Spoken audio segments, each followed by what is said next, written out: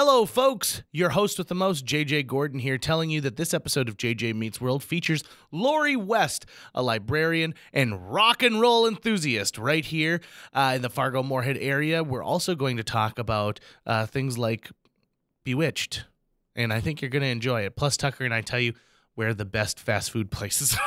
Because that's what we do. All of this and more on today's episode of JJ Meets World. And cruise on over to patreon.com/JJ Meets World to donate to this podcast. 1, 2, 3, 4. JJ Gordon, sort of like that Indiana Jones, in that he's always sniffing out his next adventure. Yes, he is. He's always interviewing guests so he can have them on his show and they can talk about pop culture, arts, and leisure. JJ has his flag unfurled and he likes his french fries curled, and he's fun and then he twirls as he goes to meet the world. He will march into the rain even if his ankle sprained. Take a peek inside his brain. This podcast is called JJ Meets World. Every town has got a good and a bad version of fast food restaurants. So you might say like, oh, well, we got to go to the good Burger King, not the bad Burger King. And so I was thinking about Fargo-Moorhead, and I was thinking about, okay, so what are the good versions of our fast food places? And I'm going to throw a couple out there. You're going to nominate the best of each chain? No, and the bad. Oh, and the bad, too. And the worst. The best and the worst. The number one and the number 0. Let's start out with the Taco Bell brand. Ooh, that's tough because it's Because none of them are the great. idea that someone would ever say, hey, do you know what's delicious? Taco Bell. Oh, I'm not talking about just food. I'm talking about your user experience, I guess. Right. Your customer experience. Right. I just think the fact is a lot of people go to Taco Bell and become frustrated because they're like, how is it taking this long? You've developed a caulking gun Right. to dispense most of the condiments. Why is it taking so long? And of the fast food chains, I think that's the one with the you're playing some Russian diarrhea roulette, and there are far more bullets than one in the chamber when it comes to Taco Bell. The worst Taco Bell in Fargo-Moorhead, in my opinion, is South University, which has a lot of problems retaining employees. It's due for a facelift inside of there, and that used to be the place to go when I was in high school because it was open till 2:00 in the morning. It's in an awful location too, as far as getting your car in there. It's kind of confusing. As if you go into the south side, then you're right next to the drive-thru, and you have to loop around to get back into the drive-thru, and it's a bunch of messes. And if you go through the other one, that's where people are coming out of the drive-thru, so it gets congested. You were a Fargo South kid. I was a Fargo North kid, and we also had a Taco Bell near Fargo North that the kids would go to. But it was the hangout location. I should say its parking lot was the hangout location for all the young guys who liked to soup up their cars and would love to. Oh, interesting. Like the Fast and the Furious of Fargo is what we called them. The Taco Bell parking lot on 19th Avenue, that was their place. On the south side, that was Sherling Photography. They used to line up their cars on 13th Avenue. But I was going to say, I think the 19th Avenue Taco Bell is the nice Taco Bell in Fargo-Moorhead. Let's talk about McDonald's. They've recently put a lot of money into some McDonald's, which is nice. I like the one in Moorhead on 8th Street. Yeah, that's solid. When you can do that double banger drive up, that's the way to go. Yeah, any lane, any time. But I think the best of the McDonald's is, for whatever reason, they're doing it right. The one that's right along I-29 over by like Century Cinema and just north of 13th Avenue in the mall. That one is choice. Although at one point that was open, plus there was a McDonald's in the mall, plus the one on 45th Street. I feel like there's too many McDonald's in that small of a space. Right. You know, I feel really happy for any of our listeners who, when starting this podcast, thought, I should really grab something to eat quick. I kind of want Taco Bell, but I also want McDonald's. Which is the best one to go to? Right. Now you could set your Google Maps to where you want to go. Without a doubt. We've just helped you. I think Taco John's is even across the board. I don't think that there's necessarily a great Taco John's, but there certainly isn't a bad Taco John's in town. Right. I mean, it depends on the Taco John's proximity to other businesses and what those businesses are. Right. or where you happen to be. So when a Taco John's is right across the street from a strip club and the only strip club in Fargo, that one does tend to suffer quality from time to time. It's very tiny. It's very small. It's about the size of our podcast studio. So that one could definitely use a facelift. If there was a bad Taco John's, I would say it's that Taco John's. But I would say that maybe the badness varies from hour to hour. So like if you go there during the business day, I think you're going to be fine because it also. I've only gone there during the business day and I wasn't fine. Really? Yeah. No. Yeah. What? Yep. Impossible. Not impossible. What? Happened on multiple occasions. I can't believe that. It's true. But you know the allure of Taco Tuesday can overcome a lot. Really, it truly can. I mean, if McDonald's had a Taco Tuesday, I would walk McDonald's through. had tacos for a little bit, you know. I would walk through dead bodies to go there. Through. They're dead bodies. Over the corpses. All right, here's the deal, everybody. We gave you some insight there. Maybe you agree or disagree. It's pretty useful. We're trying to interact with you more. We're trying to open up this conversation. So go to Facebook where this podcast is posted and put your opinion of what the best fast food and worst fast food locations in the area are. And if you live in another town, like if you live in Louisville, I want to hear about Louisville. Be like, don't go to the Gold Star Chili off of Colonel Sanders Drive. That's Right. the worst one. Right. I want to hear because we want to put together the definitive guide. And hey, while you're doing that, why not swing over to patreon.com/JJMeetsWorld and throw us just, a couple dollars. Just a buck or two. We keep this place open based purely on donations and a small inheritance that I'm quickly whittling through. So if you could please, please, please give us a little bit of money, it goes a long way. And hey, huge shout out to the folks who've supported us. Thank you so and have been much. so great about it. Here's the thing, a couple dollars actually really makes a difference, It does. especially with our hosting fees and things like that. And I'm gonna be kind of bold and tell you a little thing. In the upcoming months, we're gonna be doing a live show. And if you've donated to our Patreon, I might have some VIP tickets for you. Rah-rah. Whoa. All right. All of this is found at patreon.com/JJMeetsWorld. And today's guest is Lori West, wife of one of our previous guests, Dean Syme. And in this episode, you're going to hear a lot of pretty interesting things, including the difference between microfiche and microfilm, because Lori is a librarian, our second librarian that we've ever had on JJ Meets World. But boy, oh boy, do we go on some tangents on this episode. Lori's awesome. You guys are going to like this lady a lot. And this is a little preview of coming attractions. Sit back and enjoy this episode of JJ Meets World with me, Uncle Arthur. JJ Meets World. Welcome to the studio, Lori West. How are you today? I'm good. It's Yeah? a little chilly, but I'm good. Isn't that one of the things that we kind of have to embrace about our neck of the woods is it's going to get cold. It's inevitable. Mm-hmm. And I think that there's this weird grace period where people have to learn how to drive again. Oh, yeah, and for they have to sure. be like, oh, I've got to put on a big coat and a hat, and I should probably add the mittens too. Right? I got a new coat this year, so I'm pretty thrilled. I've had the one forever, Mm-hmm. and like last winter went so long. I don't know if you guys remember. It Oh, was yeah. like went forever, and I just wanted to throw my old coat away. I didn't, but I feel like the way the winters go here, if you were to perform like an autopsy on someone from this neck of the woods, you look at their bones. I feel like every winter is etched in the bone like a ring in the tree. So you'd be like, oh, that's the wind of 87 right there. I can tell because the calcium's lower.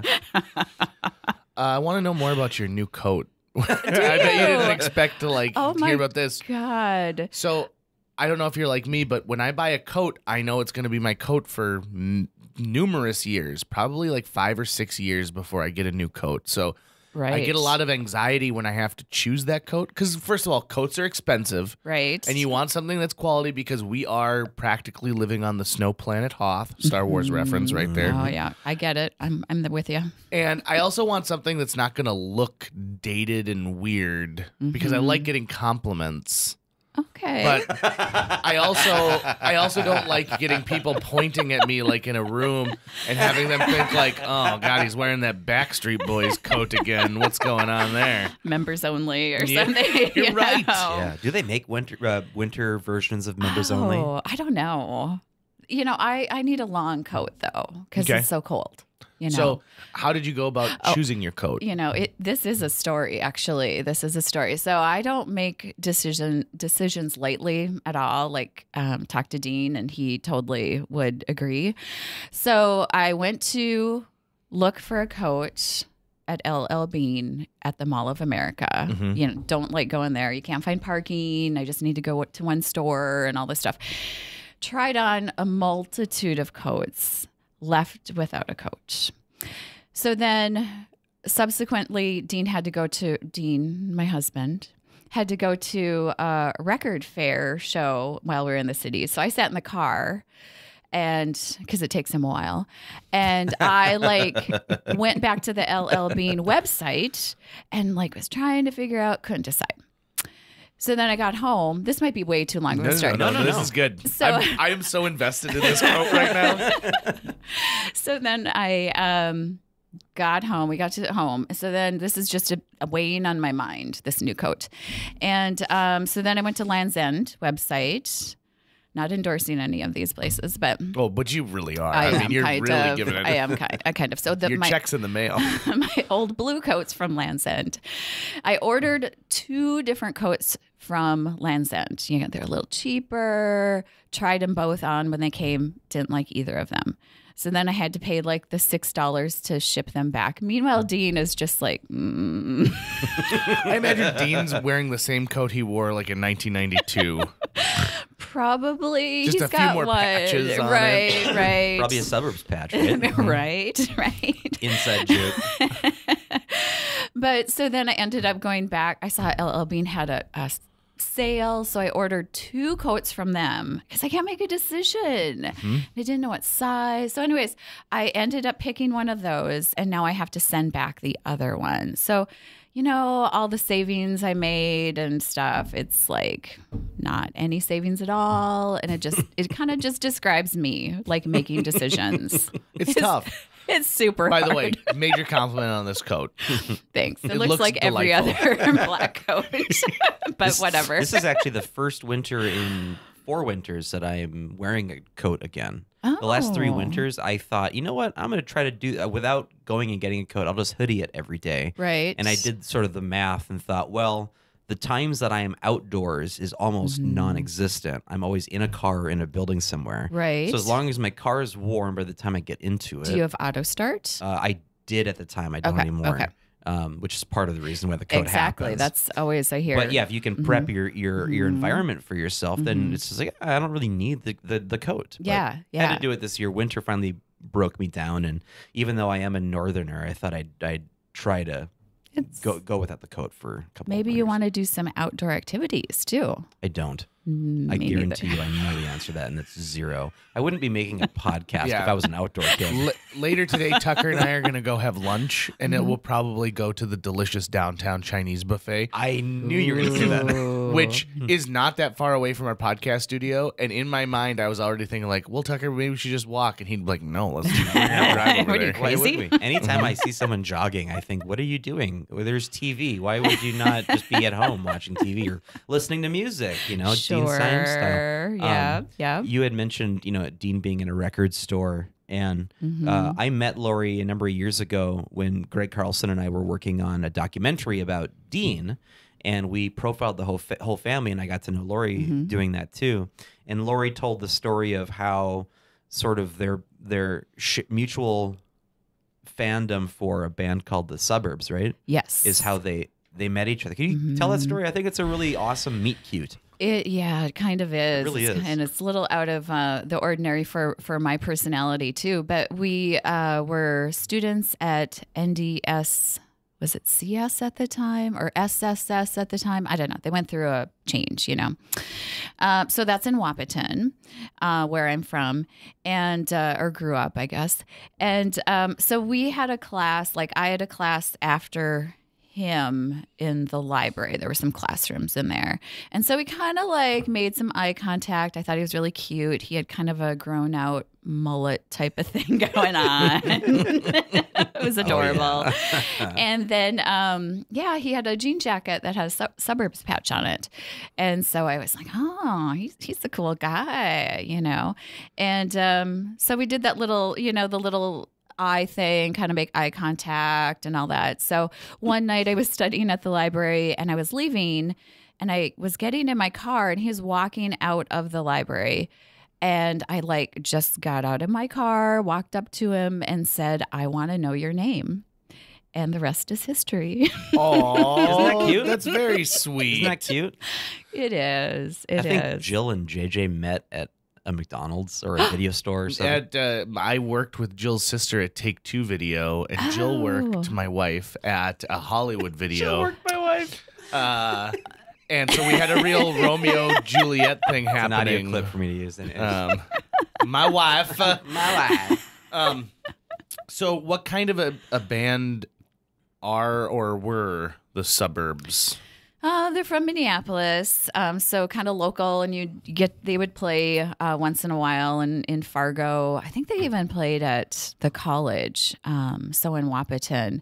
And it was the 80s, late 80s, so little more rougher rock, I guess I would say. Yeah, just kind of a local following They type weren't of thing. rocking out a big synth orchestra as part of their act? No, they were not doing that. Would you so. find that in Dean's collection? Is there synth music in his collection? Well, it was the 80s, so Right, that's true. there would be some. We actually, I don't know if you guys have heard of the band Wire Train. So I think there's probably some synthesizer in their music. And not really embarrassing, but kind of another cute little story. So like our first date, we drove to Fergus Falls, which is really close to Wahpeton. I mean, it's like 20 miles or something. And we hung out and they have a big otter, down in a park, so we just hung out down there. We'll go see the otter? Let's go. Perhaps afterwards we'll eat at Mabel Murphy's. Went there for my prom dinner.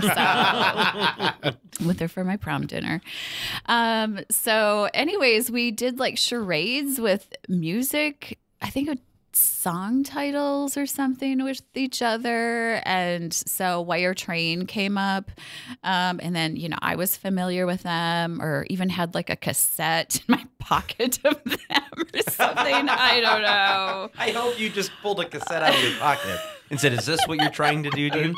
Is this what you're trying to signal to me right now?" And did he propose to you then, at that moment? Oh my gosh.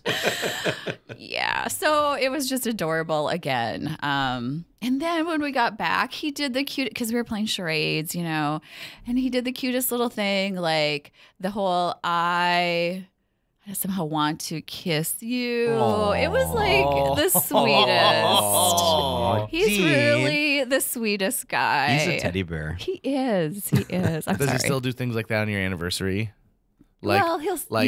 I want to go to bed early tonight.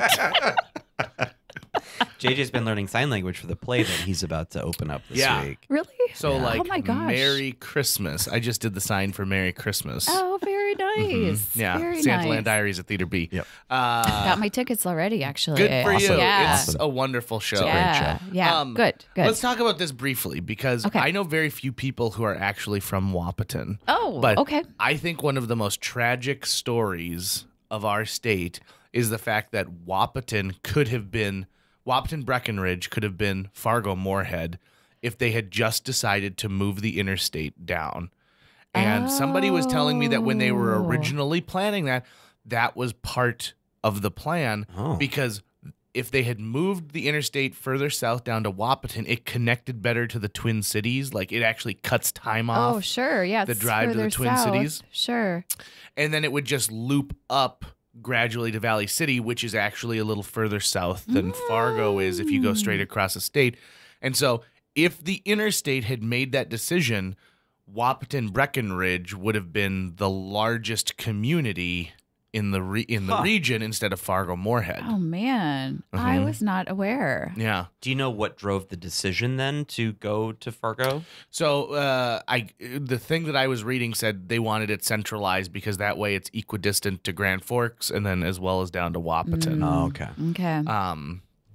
And I can't remember what the one is that goes through Sioux Falls. Is it? It must be I-90.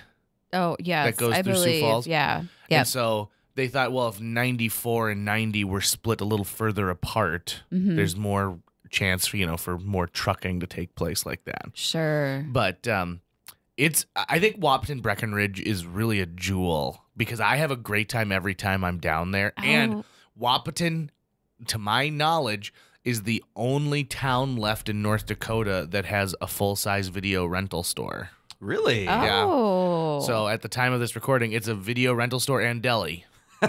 Oh yes, Wahpeton Deli and Video Rental or something. It has it's not a super original name. It's not like come on down to Grumbly's. And dog grooming, like a third thing that has nothing to do with the other two. Watch repair. But I like Wahpeton a lot. Okay. I also am a big fan of the Chihinkapa Zoo. Oh, I know. Good job saying it, by the way. Thank you very much. Yes, yes. Do people murder that usually? Yes, yes. Chihinkapa? Chihinkapa. And what they just It's a got great zoo. some rhinos recently, right? I think like they some really? like they got black rhinos or I don't know. Oh, they got I'm not something. up on the Wahpeton news like you are, dude. yeah. You're not? No. Oh, you should be. So I love going down there during the winter because I think that Wahpeton Breckenridge does a great job of decorating, and it's almost seamless. In Fargo, you clearly know when you've gone from Fargo into Moorhead, right? Right, We've right. made these clear distinctions of you're not gonna mistake where you are. Right. Yeah. But that I don't think that happens down in Wapbrek. Yeah. I don't know exactly. They do a good job. I know you don't live there now, Right. I know when I did live there, they would have these big, like, I don't know how tall, like they seemed like 12 feet tall or something, like a snowman. They'd put like in the medians of, Dakota Avenue is the main street, and a big like Santa Claus and different things. And I know at least one time, somebody absconded with one in the middle of the night, and I think it turned up somewhere else. Yes. So, good times. Yeah. Good. Yeah. Somebody. It wasn't you though. It wasn't me. Okay. I might have somehow known who it was, but Keep that under wraps. Got I insider will. I information. really cannot say. So, Lori, what keeps you busy during the day? During the day, I work at the Fargo Public Library, so I am a librarian. You're our second library employee that we've had on. Yes. Pamela Strait, Yes. who is my good friend and fellow ensemble member and just all around great person. All around great person for sure. Yeah, I agree. Do you love working at the Fargo Public Library? Yeah, I do actually. It's got to be pretty interesting to Yeah. curate some of that stuff and to know that you've got literally the entire human knowledge at your fingertips. Like you can walk you guys out have there. computers there. Yeah.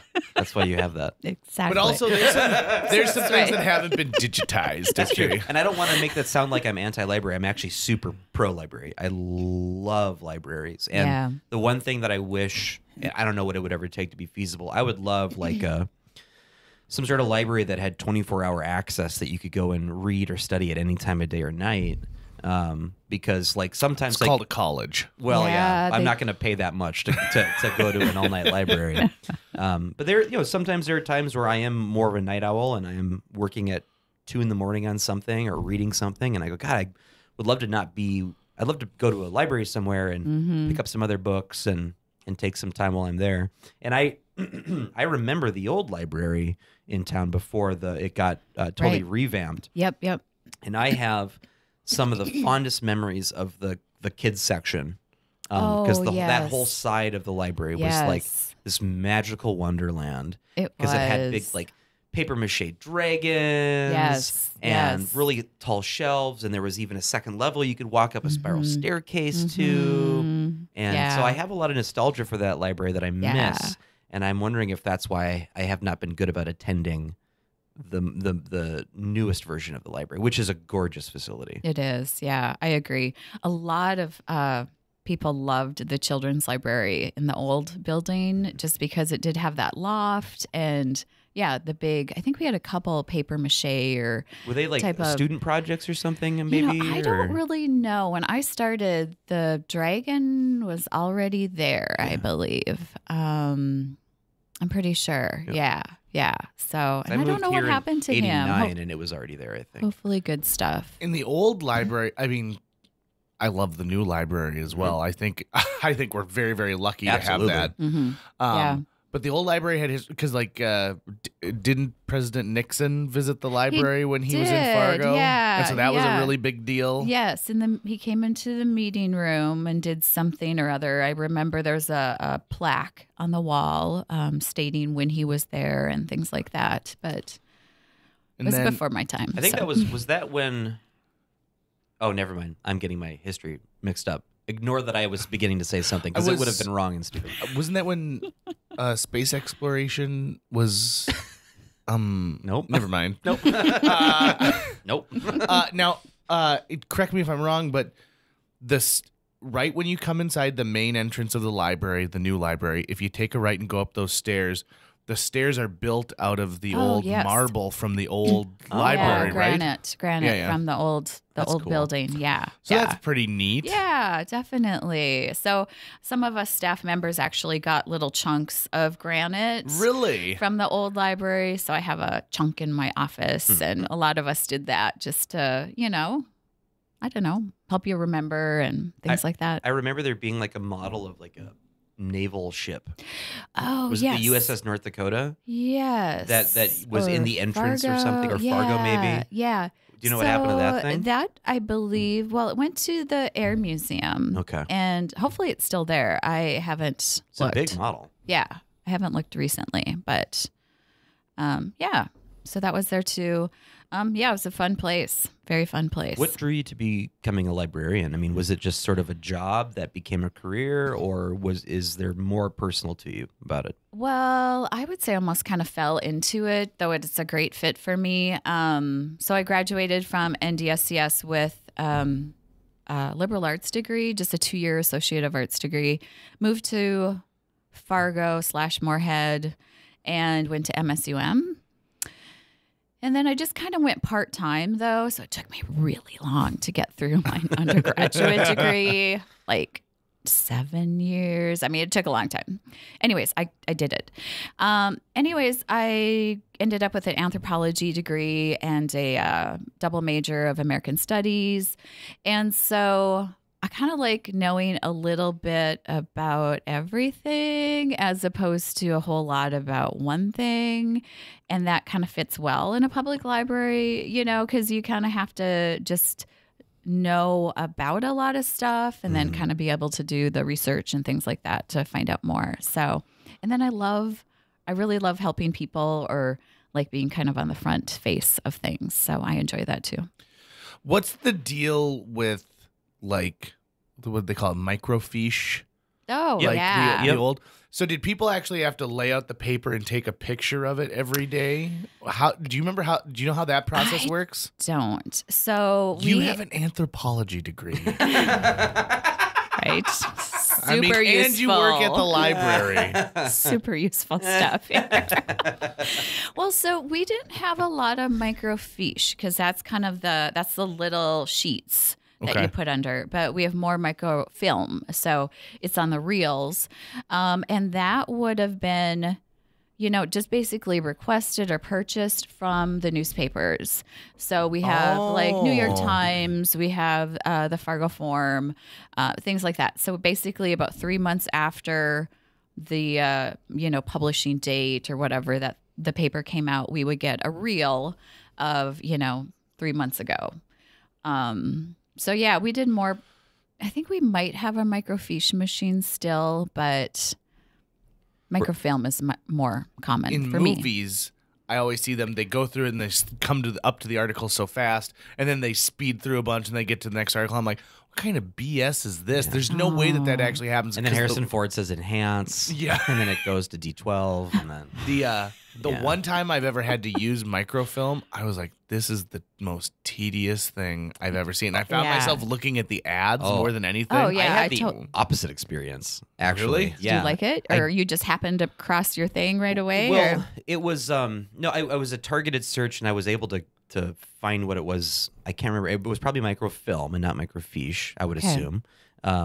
I have very vivid memories in the 6th grade, and we're actually going to talk about this later today with another guest, Greg Carlson, that we'll be recording with. And I did a report on Stan Lee, who just passed away. Yeah. And being a Marvel Comics kid, he was a hero of mine when I was just a young kid. And we had a project in school to do a report on someone, and I did one on him. And I went to the Fargo Public Library, and the only way you could find old articles was to do microfilm because there was no internet yet. So yeah, I actually have I remember looking and as a kid feeling like a detective almost because I'd seen this before. I hadn't ever handled it before. I thought it was pretty cool. And then it had the ability to, I got like a photocopy of it or something, right? It would make a print for you. Yep. Yeah. Anyways, yeah, that's an old tech that You're all about it. I love it though. Yeah, even though I'm a new tech guy, I'm also an old tech guy, and I like playing with old stuff. So, anyways, Tucker does. Yeah. Tucker's got a house full of old CRT monitors, and I got to say too, though, on the subject of libraries and reading, 2018 has been an important year for me because this was the year that I rediscovered my love of reading books. Oh, great. And it actually happened right at the tail end of 2017 when I discovered Goodreads. I didn't know Goodreads was a thing yet. Yes. And then I was like, oh, this is kind of cool. Oh, yeah, I wanted to read that book and that book. And I went down the rabbit hole, ended up starting the reading challenge for 2018. Yes. Oh, great. I vowed to read 20 books, and I'm only at 13, so I'm trying to crush through what I can do to finish up for the rest of the year, finding books that are shorter that I can finish in a day. So I can Graphic novels, graphic things novels like are that. huge. Yep, just to finish it out. But informational pamphlets. play scripts are on Goodreads. So if you've got the script to a play, you can read that, and it counts as a book. But yeah, I've always been reading articles and other things every day. I'm reading on the internet, but sitting down and reading a book, either in physical or in EPUB form, has been a sort of a game changer for me this year. Good, in that it's like a meditative thing that I really look forward to doing. It's how I end my day now. Yeah. So how much does reading, just the act of reading, factor into your life since you're a librarian? So I probably should read more as a librarian, but I run the classic book club at the library, so that keeps me pretty busy. So I have to keep up with that so that I can lead it. Right. And know what's happening. Makes sense. And then I just kind of keep up with a lot of the more fun reads. I'm kind of like romance novels, but the more fun ones, the more comic ones. So, like The Rosie Project is a favorite of mine. Are you an Irma Bombeck fan by any chance? No. No. I wish you could have all seen the look on Lori's face when JJ said that. It was awesome. That's from a while ago that she had those. Well, yes. I asked that question because recently I read an article where someone was like, Irma Bombeck is the worst writer my mother loved. And how this woman had, after her mother had passed away, she opened up this cupboard and it was full of Irma Bombeck books. Oh, yes. And I was like, well, my mom read a bunch of Irma Bombeck books. I think my mom did too, and actually. I opened one and I got like 20 pages in and I'm like, this is crap. And I'm like, this isn't that as funny, but my mom thought it was the height of comedy. Do you think I could get through one in a day? Do you think that would help? Yeah, that would help me finish my Goodreads for the year? Yeah. Might consider it. Last 7 Irma Bombeck. Just go straight through. She's kind of... She churns them out the way like a sitcom would be, almost. So it's formulaic and it's pretty much the same. Yeah.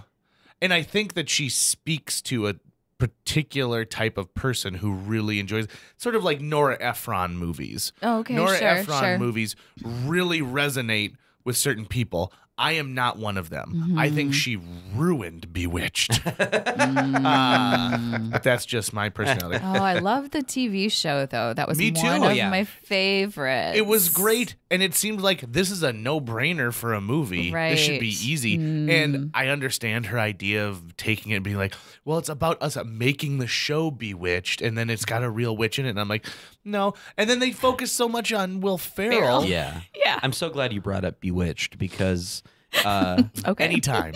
when I can't remember, it would have been probably 95, 96, I think, when this happened. And Nick at Night did a massive marathon of Bewitched and I Dream of Jeannie. Like we watched one then the other. Yeah. And then there was a huge vote going on over who would win in a battle.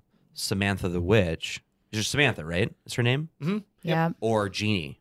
And I was big time Samantha. I was like, oh, absolutely. I mean, I love Jeannie too. Yeah. But me I too. was very big into that argument. And obviously you'd hear like one only has to twinkle her nose, while the other one has to fold her arms and nod. It takes her longer to do it.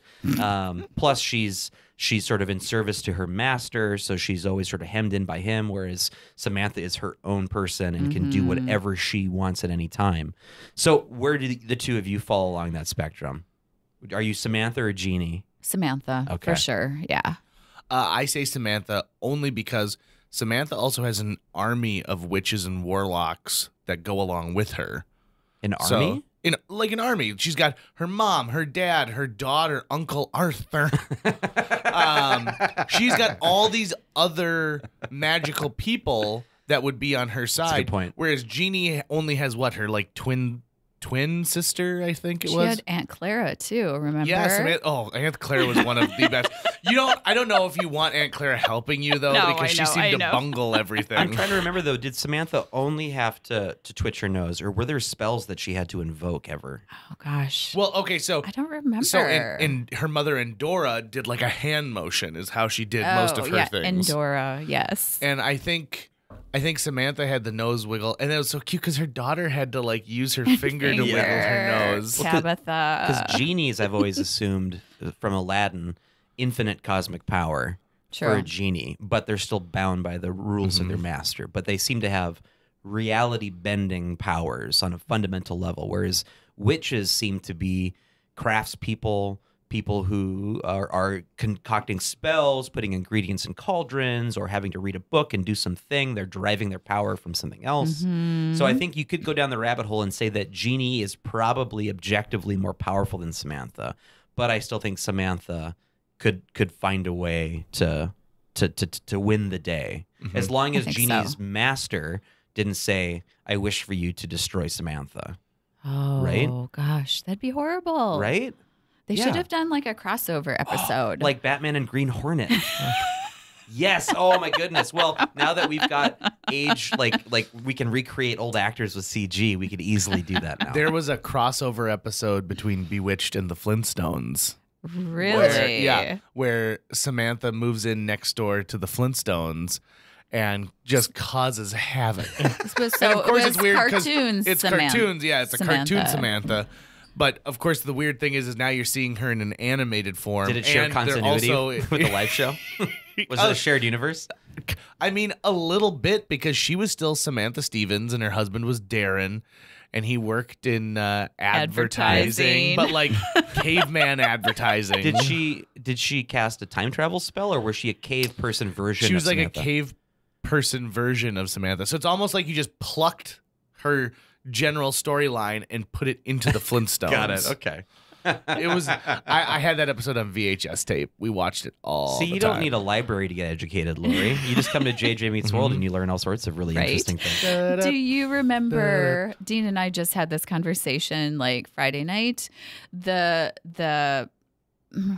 like what is that called? Fraternal group or something? Yeah, that the Loyal Order of the Water Buffalo. nice. Yes. Okay. Wait, what? just happened? In the Flintstones, Fred Fred belonged and to the Barney. Loyal Order of the Water Buffalo. Yes. And Dean was saying it was the Royal Order, and then we looked it up on Google. And it was the Loyal Yep. Order. I smell Do you remember- episode title. Do you remember their like their do you remember like their sign? I don't. They put their hands up like we would look like a moose, right? So both thumbs face into your temple, and then and they go wiggle wiggle woo, wiggle wiggle wee. Yeah. I was it's so here's the thing. I enjoyed the Flintstones, but my jam was the Jetsons. Ooh, And okay. for years I have been sitting on what I think is the best idea for a live action Jetsons movie. And some people ask me like, what's your dream? And I said, it's to make a live action Jetsons movie. Really? Because I think a Did they live do it? They haven't. Oh, surprisingly, they haven't. Right. Especially Seems after- like they did, but Yeah. okay. Well, because the first live action Flintstones with John Goodman was a huge success, made a ton of money. Steven Spielberg executive produced it. Right. And then they made the sequel, and that one, I think, lost a lot of money. That was straight to video. it was- Viva Rock Vegas, right? No, it came to theaters. Viva Rock Vegas? Yeah, came to it was a theaters? theatrical release. Wow. And that's really unfortunate. But I think that that's what put a poor taste in their mouth. And no one's really nailed a Hanna-Barbera live-action movie since then, even though Right. I will say Josie and the Pussycats, the one that came out in the early 2000s, it's not a literal adaptation, but it's really good. It's quite clever in Did most not respects. see that. So, Yeah. yeah, I'll have to. I know a lot about stuff like that. I spent a lot of time You indoors sure you as want a us to kid. come teach podcasting at the library? We could totally teach Hanna-Barbera instead. Follow-up program. There you go. Follow-up program. Which, Yeah. by the way, if you want to learn podcasting and you live in the FM area in January, JJ and I have been invited by Lori to do a class on sort of podcasting 101. Yes. I don't remember all the info off the top of my head as far as date and time, but we'll make sure that we post it on the Facebook page and yes, stuff. for sure. Yeah, I think it's January 16th, but definitely double check and post. So how long has the library been doing programming like that, where you could come in and just learn a type of skill? I've never really looked into what kinds of programs happen at the library. Yeah, we have a ton of stuff actually going on. We've always had children's programs and story times and things like that. We do teen programming.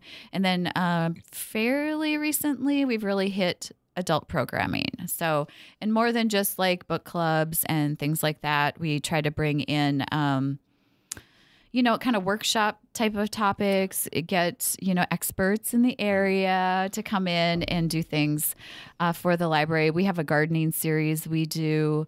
We have a film series we do a couple times a year, and we're fortunate to have Matt O'Lean and Tony McRae come in, and they kind of intro the film and then have a short discussion afterwards. So yeah, we've been doing it for a while. So we're really trying to draw people into the library as kind of a community center. We don't charge anything for any of our programs. So if it's Love that. craft program or something, we just maybe we'll have a registration. So we have the right number of supplies and stuff, but it's always free. So yeah, You had a championship yo-yoer not too long ago. we did. And yes. I had to call the library and say, is this just for children or can adults come to the presentation as well? And it was sort of this, I guess. And so I was like, sold. I am there. Check that thing out. I have good memories of watching The Black Cauldron at the Fargo Public Library. Oh, sure. And I think The Dark Crystal, I believe. Like I remember. Yeah, I know. Those are right? some dark Right. movies. Right, but this would have been like 89 or 90. So back then they were Okay. like, we could show kids whatever. That's fine. Right. Doesn't matter. It's totally okay. I was at the same good. time when they were like, Who Framed Roger Rabbit? Sure, it's got cartoons. It's a kids movie. Yeah. Mm-hmm. Let's circle back to something you said earlier. So you run the Classics Book Club. I do. Yes. So tell me first and foremost what designates a classic, Ooh. and then Okay. what you maybe some of your favorites. So the classics designation, that's kind of a question we ask at the end of most of our sessions. Like, is this a classic? Why do you consider it a classic? A lot of times it just stands the test of time. Sometimes it's on a list. Oh, yeah, sure. Like Right. the Modern Library, they I think it's a publishing group, but they have 100 classics that every person should read and things like that. So yeah, I think standing the test of time, having a bit of a larger meaning to people, one that somebody will remember for years to come also. It's hard. It's hard to know. And you kind of want to get some more contemporary classics mixed in and not just read all old British or I was gonna say white male authors and things like that. So I think of Charles Dickens has for probably got a sure. couple on there, Yes, right? Yes, yeah. And we've done John Steinbeck, Jane Austen. She's a favorite of mine. We've done Willa Cather, Richard Wright. Some Hemingway. We have done, yes, Hemingway. We've ran it for 4 years, so we do one a month. We don't meet in the summer. We kind of let people do their own thing.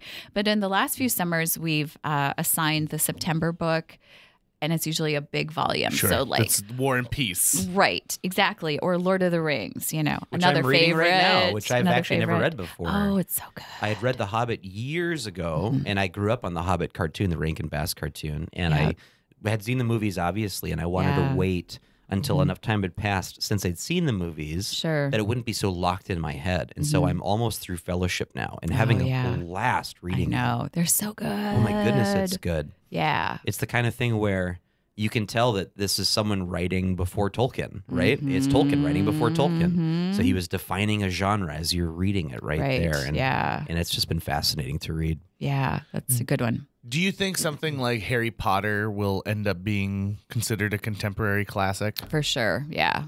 Yeah. Just stand the test of time? Yeah. Yeah. I mean, we have a Harry Potter event coming up, and it's for all ages. Okay, good. I don't have to call and ask. No, you don't have to call and ask. Will there be yo-yos? I don't think so. I've got a really amazing Hagrid costume, and I've got the stature You for it. would be an amazing Hagrid. Yeah. Maybe we can line up a guest appearance from Hagrid. Maybe. So let me ask you this question. Okay. Being in the library world, where really books are, the top of the pyramid, what do you think about audiobooks and the fact that audiobooks, I think right now, are really having a moment? So how do you feel about read books? I am okay with them. I think it's just fine and totally awesome. It's kind of about the story, I think. I don't know if you have to read it. You can listen to it. I don't know, stories in general, film, plays, I think that's think what people should, explore, spend some time with, Right. Well, and I think there is a lot of crossover between those who are avid readers, people who go to the library, and people who listen to podcasting or to podcasts, because it's a longer format.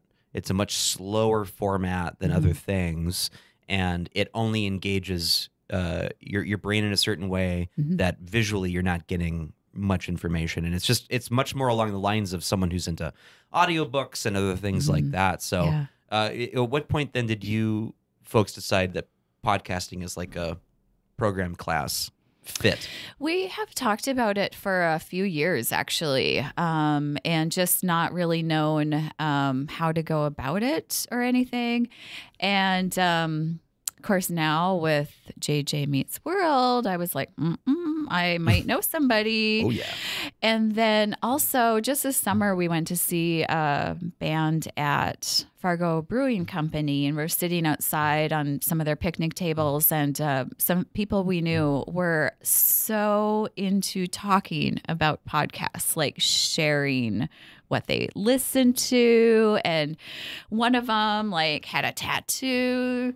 And it's the whole "stay sexy, don't get murdered" or whatever, but it was the acronym or whatever. And anyways, I was like, man, this is a thing. And then I work with a lot of younger people now and stuff, and they're just always sharing podcasts and things like that. So I was like, we have to do something.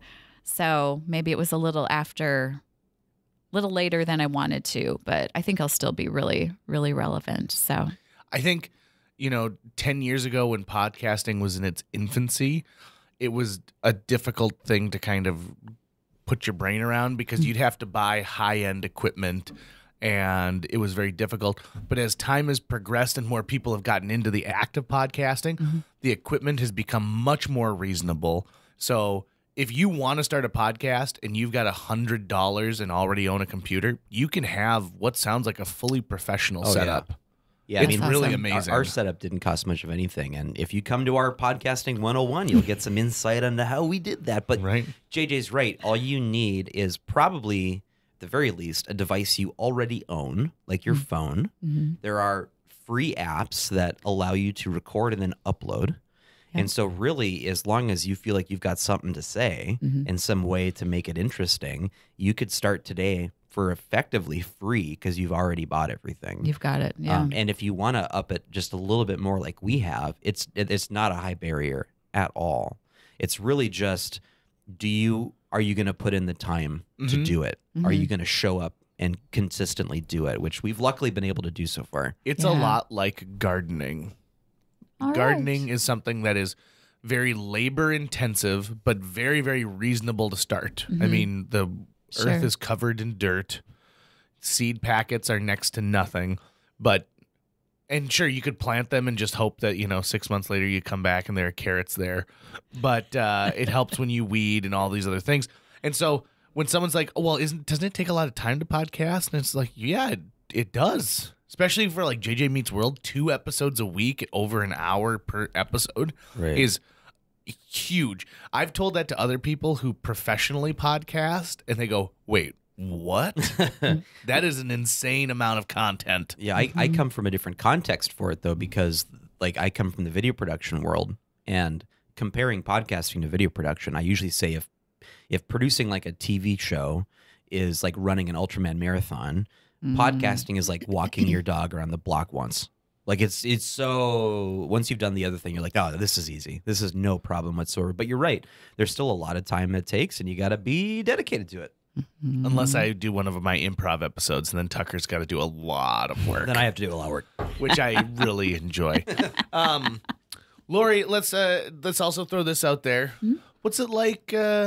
What's it like being a mom? Oh, You like being a mom? I do. Yeah. My kids are, now out in the world and college and whatnot. But yeah, it's a very fun thing. Very fun thing. So Are you and Dean like, yes, houses to ourselves, or are you missing them too much? So Dean is to enjoy? probably yes. And I'm kind of like, texting, what's going on? How was your weekend? Did you do something fun? Can I make you something when you come over?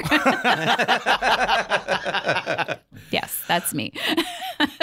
Is it a difficult transition? Because, I talk to people who give this analogy. I have a kid, and that kid takes up 100% of my time. And then I had 3 kids, and those 3 kids still take up 100% of my time. I'm just having to learn to do things differently. And you manage so many different things that all of a sudden, 18 years later, there's a huge hole there that doesn't necessarily need to be filled, but you've got to all of a sudden say like, when I go to the grocery store, I only need a basket now, and I don't need a cart. Right. Yeah. I don't have to do school shopping every August unless they come home and are school shopping with you. So what's that transition like? Yeah. It's, it's been somewhat difficult for me to adjust, but, it's good. I mean, I'm very proud of them, and I think they're just such good people, and so that's good. But of course, you always just want them like home and nearby and stuff. But Then once they're home for 3 days, you're like, well, you guys can go now. I will say I love the dynamic between Dean and his daughter, though. It's just objectively funny to me because it's that very it's a very loving relationship, obviously, but it's also that Dad, that side eye, that eye roll, yes. and boy, was that. It just was funny to me, and I don't know why it shouldn't be, but for some reason I was just eating it up. I was like, yeah, that's hilarious. Yes, Quincy is a very independent spirit. And I think Dean and her are kind of alike. Oh, yeah, you absolutely. know? So, and Oliver and I are alike in some ways. Like our personalities, I think, are a little closer. So then you know how that is. Sometimes opposites are a little better. You know, Right. you kind of fill in each other's gaps and things like that. But How yeah. did you end up on the names Oliver and Quincy? oh yeah, so Quincy Jones Oliver, and Quincy Jones. Oliver. I don't know if No. Oliver. I was thinking like John No. Quincy Adams. No. So Oliver Dean grew up in a town called Ravillo, South Dakota. And the story was that Ravillo is Oliver spelled backwards. But Ravillo has 2 L's. So Oliver would have been like O-L-L-I. We didn't want to do that. So we kind of jokingly threw it out, like, what about Oliver? Ha ha ha ha. And I was like, I like Oliver. So we went with Oliver. And there's a ton of like little Olivers out there right now. There's a lot of little kids named Oliver, but he's like the only like 21-year-old Oliver I've run into, you know? So hopefully he likes his name. Having a unique name is actually a boon for, you know, like Yeah. there are plenty of people named JJ or Tucker, but we don't really know any of them mostly in Yeah. our circles. Yeah. Right? Yeah. So yeah, that's kind of nice. yeah. Yeah. Someone says JJ in this town, that you know who they're talking Oh, about. for sure. Yeah. It's either me or there's a dentist, but most of the time they're talking about me. I bet. And at 21 years old, it's almost lines up with like, be like, well, was his parents big fans of Oliver and Company? Oh, yeah, right. And I mean, we you did being watch that a lot growing up, or him growing up, I should And say. as a librarian, again, Charles Dickens. So Dickens, I think there's a Oliver lot of really Twist. great things that people Yes. could assume. Yeah. But then the real story will take them for a loop. Exact twist. A twist. Get it? Yeah. I do. Oh, see, I was really. Oh, you got to come on the podcast more often, Lori. You're really following where I'm throwing these balls. And what about Quincy? Quincy. I like boys' names for girls. Mm-hmm. And so we were just kind of looking through the book, and Quincy came across, and Dean kind of said, like, oh, Quincy could be a boy's name. And I was like, yes, I do like that. So we just kind of went with that. And then if Quincy, so we had Quincy picked out. It was back in the day where I guess we could have found out if we were having a boy or a girl, but we didn't. We're very old school. So so we had picked out Oliver for a boy and Quincy for a girl. We had a boy. So Oliver was used. So then second baby, we picked out, I liked Everett for a boy. But we had a girl, so then we did the Quincy thing. So yeah, Those and are then all good names. Quincy Syme, it kind of sounds like a little like I don't know, little detective, novel. Yeah, or it does. like Yes, it does. Yeah. I don't know. Anyways, Quincy The Syme. Midnight Adventures of Quincy Yeah. Syme. I don't know. A We liked a it, plucky, so. intrepid, Exactly. young junior detective, Junior detective, like Encyclopedia Brown. armed with a notebook, and her best friend Kyle. Yeah. I like it a lot. Did you always call her Quincy, or did you shorten it to Quinn at all? No, not so much Quinn, but we call her Q a lot. Oh. Yeah. Oh, that's a very James Bond thing. I yeah, like that. right, Mhm, right. mhm, Yes. mhm. I have yes. a buddy that we call Q, Dave Quinnett. So I wonder if having a Q name It's you're just going kind of to lends get Q a itself. lot. Yeah. And yeah. also, that's the most powerful being on Star Trek: The Next Generation. So, Oh, right. race of beings. Excuse me. Ooh, Race by the of way, beings, that sorry. guy's a little okay. hard up for cash, and so on your birthday for like $40, he'll call you and have a convo. He'll have a 5-minute convo, but most of the time he talks about how he stays on the line for like an hour and just has a conversation. Shouldn't he be getting that Breaking Bad money and I that don't My thi- Little Pony money? Right, you would think so, Yeah. but he's just making a phone call. Lori West, thank you so much for being a guest on JJ Meets World. This was a lot of fun.